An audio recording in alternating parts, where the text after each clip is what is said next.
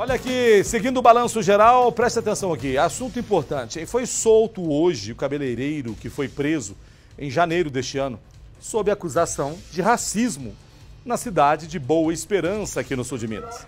A gente falou desse caso aqui no balanço geral, né? Teve muita repercussão também nas redes sociais. Na ocasião, a vítima, uma cerimonialista de 44 anos, gravou tudo com um celular. Um vizinho teria ido à porta da casa dela e feito ofensas racistas. Ele também tentou agredir a mulher, que estava acompanhada da filha de 4 anos. Vamos ver o vídeo para vocês relembrar o acontecido aí. Vamos ver. Eu queria só que o senhor fosse colocasse na placa aqui de volta. Qual placa? A placa que o senhor tirou. Feia, macaca. Vamos mostrar pra polícia? Vou. Macaca. Vou mostrar. Vou mostrar pra polícia. Vem filmar. O senhor tá assustando a minha filha. O senhor tá assustando a minha filha. Minha filha é só uma criança, viu? Macaca. Tá, vamos ver essa macaca. O que vai acontecer? Calma, filha. Surtado. O senhor assustou a minha filha. Vai. Você se arrependeu de mexer com a pessoa errada, tá? Se arrependeu. Chama a polícia, me põe na cadeia. Vagabunda, desgraçada. Chama, me põe na cadeia. Eu tô aqui em cima, não vou fugir não. Vagabunda, preta, macaca.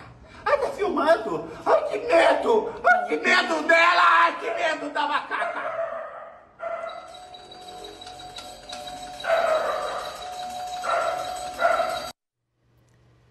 Então, gente, depois de 3 meses no presídio de Boa Esperança, esse suspeito aí foi colocado hoje em liberdade provisória, com imposição de medidas cautelares. Nós vamos entrar ao vivo agora com o delegado do caso, o Dr. Moacir de Oliveira Neto, que vai dar todos os detalhes para a gente. Boa tarde, doutor Moacir, explica para a gente toda essa situação, fique à vontade. Boa tarde. Boa tarde, Tibério. Boa tarde a quem estiver ouvindo, boa tarde à população de Boa Esperança, inclusive. A respeito desse caso, hoje nós tivemos a notícia, de que o autor havia sido solto e sob liberdade provisória. O crime envolvido, além de outros, como ameaça, dano, se trata do crime de racismo. Recentemente, esse crime sofreu aí uma alteração, a lei penal sofreu uma alteração que até então, em 2023, ele era tratado como uma injúria racial, uma pena de 1 a 3 anos. Então, recentemente, com essa alteração, esse crime saiu do Código Penal e agora está sendo disciplinado na lei específica e já com uma pena de 2 a 5 anos de reclusão.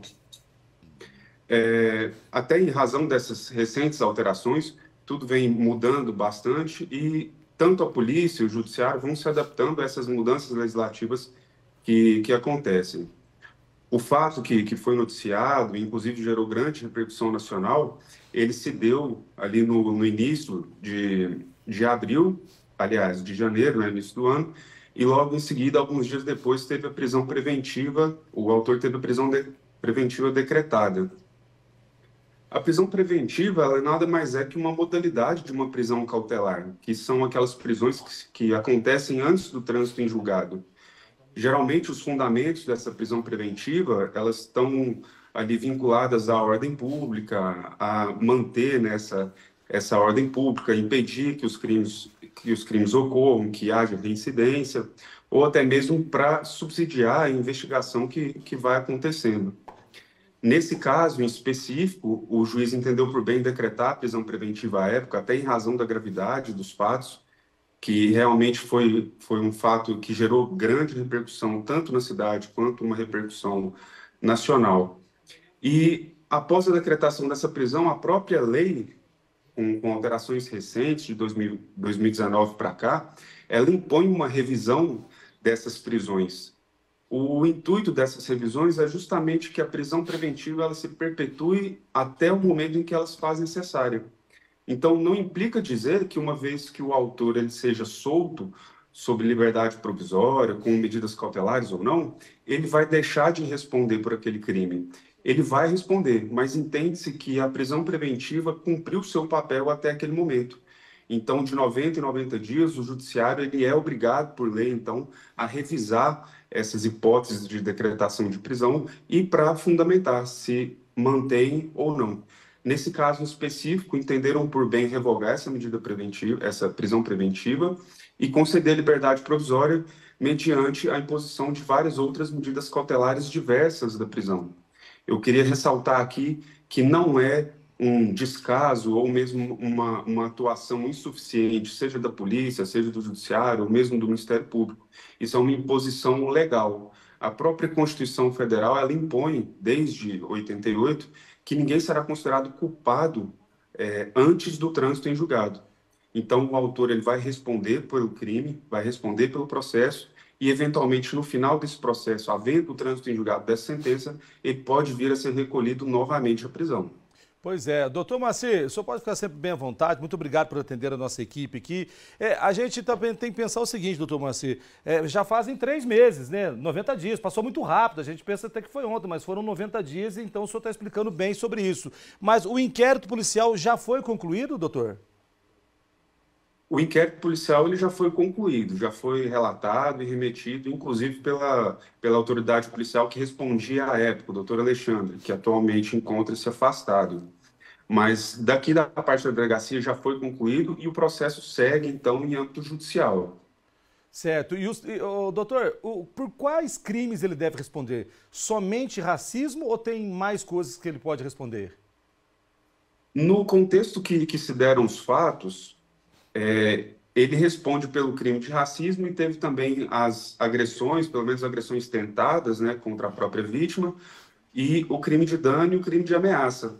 Então, ele pode responder, vai, né, responder por esses crimes, eventualmente pode a pena conjunta, né, decretada ao final do processo e com trânsito julgado, sendo o caso voltar a ser recolhido. Certo. Doutor, uma outra coisa, quais são as medidas cautelares impostas sobre ele, hein? As medidas cautelares envolvem proibição de contato, proibição de ter qualquer contato com a vítima, de aproximação, com testemunhas do caso, né? A ideia dessas medidas cautelares é conservar os elementos probatórios que até então são colhidos, né? Foram colhidos elementos de informação no inquérito e vão ser colhidos elementos de prova durante o processo. Então, a ideia é conservar, impedir que ele converse com testemunhas, tente alterar os fatos e tudo mais. E, além de tudo, resguardar a própria integridade da vítima, que ele não aproxime, que ele não entre em contato por qualquer meio que seja, né? E evite qualquer conduta, qualquer aproximação que possa resultar em algum agravamento daquela conduta. Certo. Agora, doutor, uma coisa assim, vamos falar uma coisa na real também aqui. Ele não pode ter contato com a vítima, mas eles eram vizinhos. Como é que faz? Ele está morando na cidade de Boa Esperança mesmo, e a gente lembra também que na época ele fugiu, né? Ele tinha fugido para o interior de São Paulo. Isso, a questão do local em que ele reside ainda não é uma coisa que foi repassada para nós da polícia. Por óbvio que ele vai ter que se adequar a essa questão das medidas cautelares. E a polícia, tanto a Polícia Civil quanto a Polícia Militar, vão ficar atenta à fiscalização dessas medidas cautelares. Uma vez havendo descumprimento, o juiz é informado desse descumprimento e uma das hipóteses de redecretação da prisão preventiva é eventual descumprimento das cautelares que foram impostas. Então, eventualmente, se ele vem a descumprir essas cautelares, ele pode ter a prisão preventiva novamente decretada.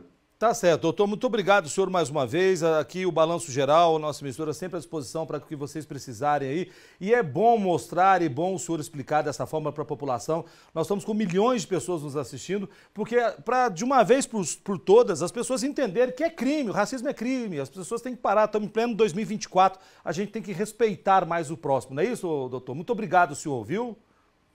Não, sem dúvida, eu que agradeço aqui a oportunidade de esclarecer essas questões e como você bem mesmo pontuou, nós temos que passar esse esclarecimento para a população em geral como um todo, para que não fique aquela sensação de impunidade, de descaso, seja da polícia, do judiciário, do Ministério Público, enfim, dos órgãos de justiça como um todo. A lei ela é feita para ser cumprida e tanto a favor quanto contra né? Seja quem quer que descumpra, enfim, quem quer que sofra a incidência dela.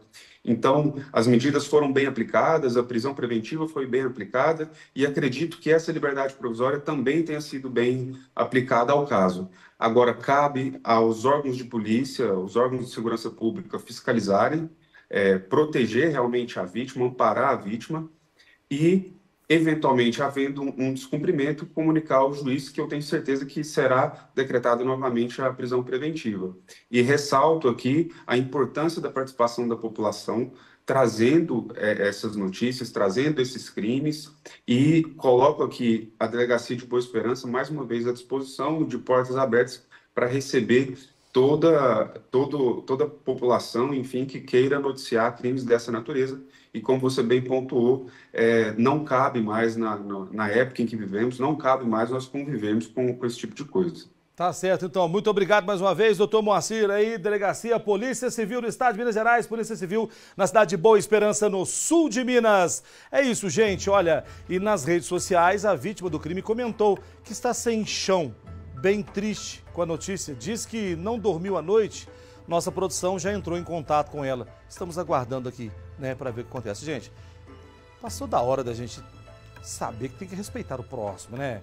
Respeitar todo mundo. Parar com essas coisas de ofensa, já é tão feio, é tão flashback isso, é tão antigo essa coisa de vizinho brigar com o outro, por causa de coisa boa, por causa de coisa... E não pode, e aí comete um crime. Você vê, já ficou 3 meses preso, né? E a mulher que foi toda ofendida com essa situação, tem uma criança, tem uma menininha de 4 anos... Vamos respeitar o próximo ser humano, né? Isso tem que ser feito todos os dias, a gente tem que pensar isso, levar isso para a vida. Fica como função da vida, assim, todo dia. Eu saio de casa, eu tenho que respeitar o próximo, todo mundo respeitar todo mundo.